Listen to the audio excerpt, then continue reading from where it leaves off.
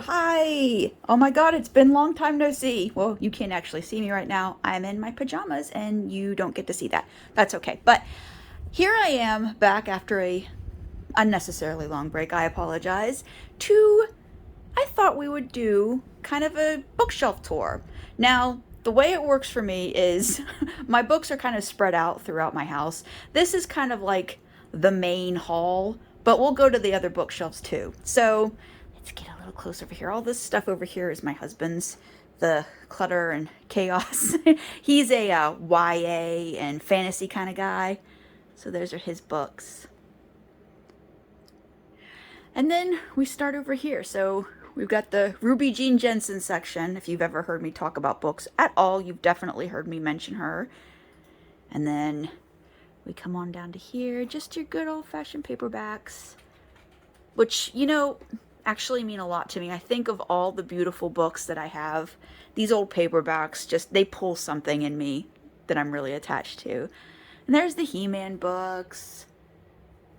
A lot of different titles up here. The Thomas Harris books. I mean, if you watch the YouTube videos at all, you know I love these books. Thunderstorm limited edition hardbacks. We're kind of all over the place with some of these. And on this shelf, we have a lot of reference books, a lot of textbooks. And I use these actually a lot for my podcast, A Case for Classics. I use these a lot for reference. And then got a stack of werewolves. Final Cut by Wesley Southern and Lucas Mangum. That's a good book. That is a really good book. A sort of homage to Lucio Fulci. Hell House, I love this book. You want to read good ghost stories? M.R. James, that's your guy. And then down here we've got all of the Southern Vampire Mystery Series, the Sookie Stackhouse books, and, you know, some random classics up here. Moll Flanders is a good one. Love Jane Eyre. And then we've got, this is called the Hollows series. It's like a supernatural urban fantasy series, which I really liked. And it ended on a high note, actually. Very satisfying. And then we've got Anne Rice. Some rando stuff. Some classics. And then down here, these are yearbooks from when I was in school. And my biographies. I love reading biographies. I think that's probably, if I want to sit down and really relax, I love reading a good biography. Got a little Brian Keene shelf there. I've had this copy of The Keep forever. And I mean, you can tell I've read this book 3 or 4 times. And it has been abused. I bought it already secondhand ages ago. All kinds of books here. This is an old Bible. We'll see Bibles a lot on my bookshelves. I'm not really a religious person, but I am selectively traditional. So there are Bibles throughout my house, not because necessarily I revere them for what's inside, but because they're books. And a lot of them are actually very old. And we got kind of collection. And again, more reference books. I love a good reference book. I can't help it. And these are just old children's books. And then we get to, again, Dave Barry. We love Dave Barry. And the next 2 shelves are all Stephen King. This is a first edition of The Stand. It's not worth anything now. No, that's Desperation. Where the hell's The Stand? There it is. This is the first edition of The Stand. But it's not worth anything because it doesn't have the dust jacket. But it says first edition on the inside. And second shelf of Stephen King. I have all the Dark Tower series. Really like that. And these are mostly all classics down here. All right, we'll go to another room now. See you then. I gotta keep it the same. Bye, Bessie.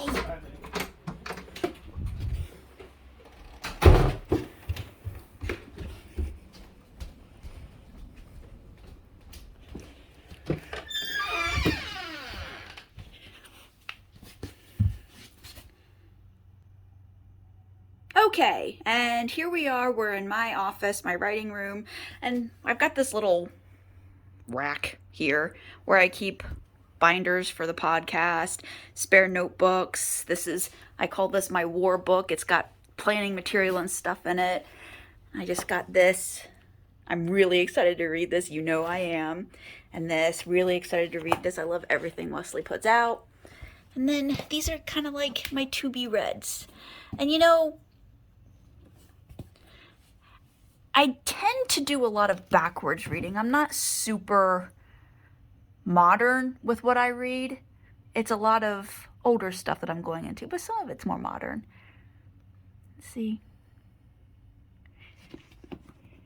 Put these guys back.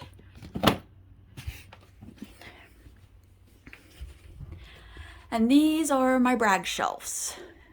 The first two. These are all books that I've written or anthologies that I'm in. Those are that. Hi, He-Man. And then these are the more esoteric books, I suppose. You take from that what you will. These are actually great books to thumb through. And all right, one more. See you there. Okay, and now we're in my downstairs with the older books. These are, I mean, it kind of looks like they're used as decoration, but they're actually not. I really do flip through these books. And this is like my family TV room. So there's shelving over there and shelving here. Let's look here first. So again, old Bibles. This is a collection of Rudyard Kipling's. It's got pretty much all of his collected works in it. So this Bible, again, not religious, but traditional. And where I'm from, you have a family Bible to record births and deaths inside. And that's basically what this is. But it's cool because it has old medieval drawings in it. These, my father-in-law gave me. These are Reader's Digest condensed books. And I think they're cool looking, but I just have a really soft spot for Reader's Digest.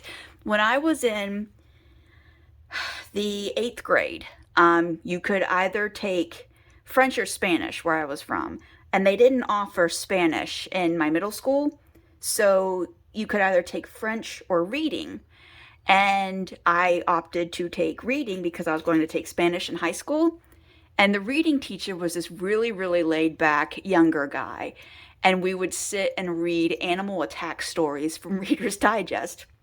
That's what we would read in that class, so I just think of that when I read these books. And then down here, this has awesome pictures inside. And then I've got 2 copies of the Divine Comedy with engravings by Gustave Doré. I want to do really well with conventions and book selling this year and treat myself to a set of Don Quixote with engravings by Gustave Doré because those are especially beautiful. Here's my Iliad and the Odyssey. I got these in San Francisco years and years ago. The Decameron. I've got a copy of the Malleus Maleficarum, the Canterbury Tales. I got this at a secondhand bookstore just a couple years ago. Hardy's Works, Page of Fable. This is a beautiful book. It's got the beautiful gold edging on the pages. Just lots of classics. A lot of, when I was in college, there was a really small secondhand bookstore that was going out of business. And they were selling books for 10 cents a piece. And I got these old hymnals and devotionals just because I think they're cool. Honestly, I just think they're cool. My old copy of Madame Bovary. Children's books. All right. We're going to pass by. Hello. And then we've got these books, Douglas Adams, Arabian Nights, Grey's Anatomy, Complete Works of Lewis Carroll. Now this one is kind of old at this point. I was a teenager and I spent my first paycheck from my first job to buy this book, and then I read it cover to cover. So it means a lot to me. And then down here we've got reference books. So with the, and my, my Godzilla Criterion collection. Love it.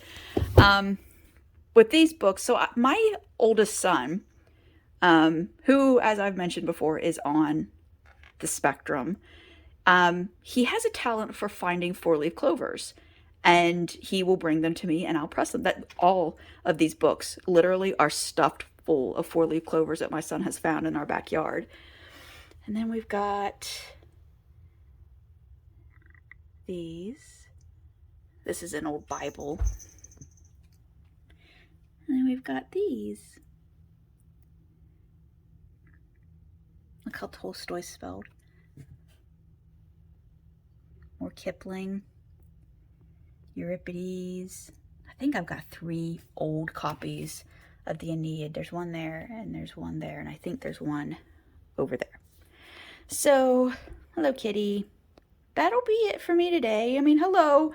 I hope you enjoyed my bookshelf tour. I want to see more of these. I want to see more people kind of showing us what they've got. Show me what's on your shelf, because is it John Waters who said you can tell a person's personality by what they put on their bookshelves? I mean, I'm a little all over the place, admittedly, but I don't know. It's a good look into someone's personality.